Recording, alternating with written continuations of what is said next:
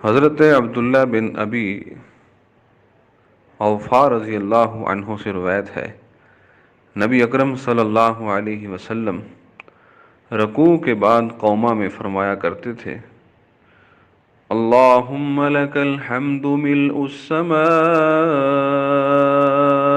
وملء الارض وملء ما شئت من شیء بعد، اللہم طہرنی بالثلج والبرد والماء البارد، اللہم طہرنی من الذنوب والخطایا کما ينقى الثوب الابیض من الوسخ۔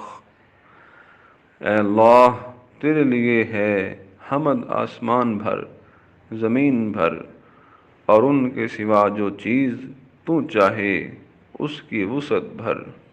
اے اللہ، مجھے پاک کر دے برف کے ساتھ، اولوں کے ساتھ اور ٹھنڈے پانی کے ساتھ۔ اے اللہ، مجھے گناہوں اور خطاؤں سے اس طرح صاف کر دے جس طرح سفید کپڑا میل کچیل سے صاف کیا جاتا ہے۔